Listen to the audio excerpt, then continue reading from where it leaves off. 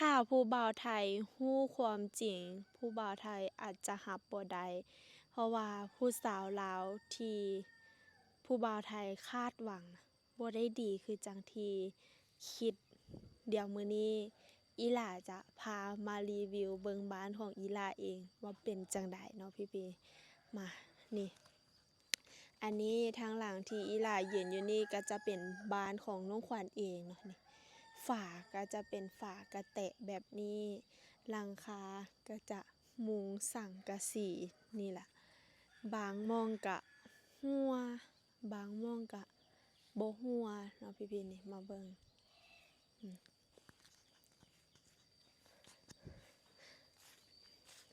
อันนี้ก็จะเป็นฝากระแตะ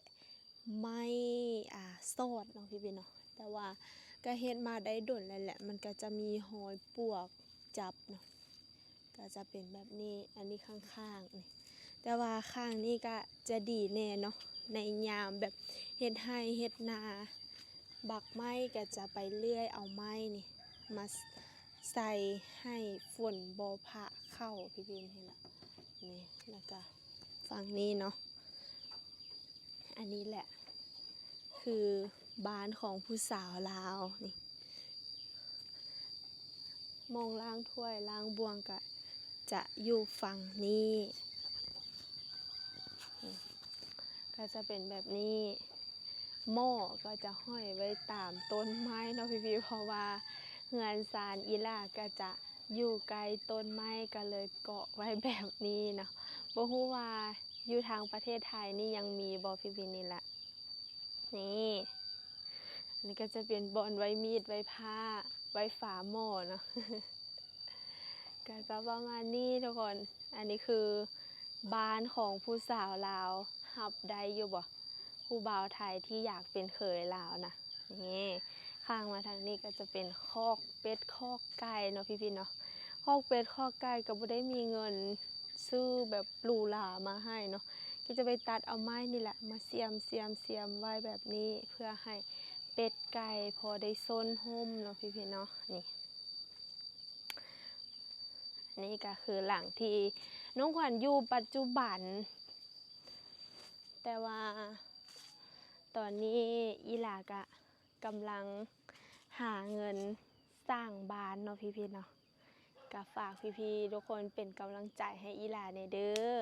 ฝากกดไลค์กดแชร์ให้อีหลาแน่พอสิได้เงินจากเล็กจากน้อยนะทุกคนมาสร้างบ้านนี้อันนี้ก็คือเป็นไม้เกี่ยมที่จะเฮ็ดบ้านใหม่เลื่อยมาจากไร่นาเนาะนี่ก็จะเป็นเลื่อยเองพ่อน้องขวัญเลื่อยนี่ล่ะพยายามให้ได้สไตล์แบบงบน้อยที่สุดเพราะว่าก็ยังบ่ได้มีเงินหลายเนาะพี่ๆเนาะนี่แบบนี้แหละบ้านเฮือนผู้สาวลาวจะอันนี้เป็นกระเซียเนาะกระเซียไว้นั่งเล่นหับได้เยอะพี่ๆแบบนี้นะเอาผู้สาวลาวไปแล้วเห็นเฮือนผู้สาวลาวเป็นแบบนี้สิบ่อายหมู่บ่ นี่ละนี่ก็จะเป็นประมาณนี้เนาะบ่ใหญ่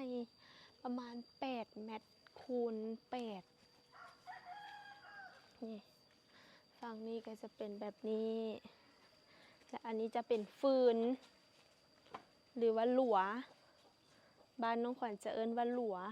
เอาไว้ดังไฟนี่ก็เขียง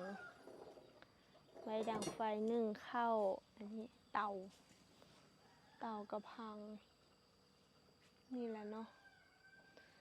ก็พยายามที่จะสร้างเฮือนใหม่อยู่ทุกคนเป็นกำลังใจให้ในเด้อเห็นเฮือนอีหลานน้อยๆแอมฝากกระแตะแบบนี้ก็อย่ารังเกียจน้องขวัญเด้อพี่ๆเด้อ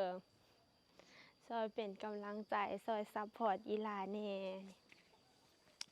อันนี้ก็จะได้มาเด้อพี่ๆอันนี้ก็ขอมาเนาะจากที่เราไปเฮ็ดงานก่อสร้างเพิ่นเหลือ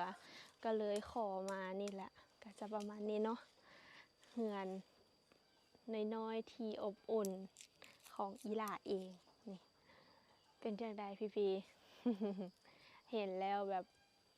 คิดฮอดสมัยก่อนวะ อยู่ประเทศไทยนี่น่าจะบ่มีแล้วเนาะเฮือนแบบนี้นะหรือว่ายังมีอยู่บ่พี่ๆนี่บ้านไม้แบบนี้กะธรรมชาติบ้านเฮาเนาะบ้านอิหร่านก็ยังบ่มีหลายหลังคาเฮือนเทื่อมีแบบประมาณ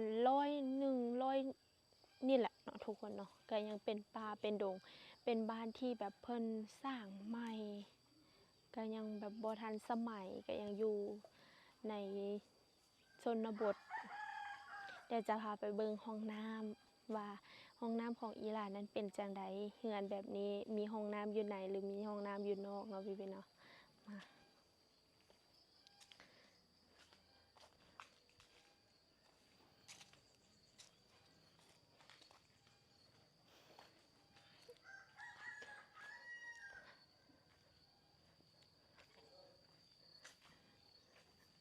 นี่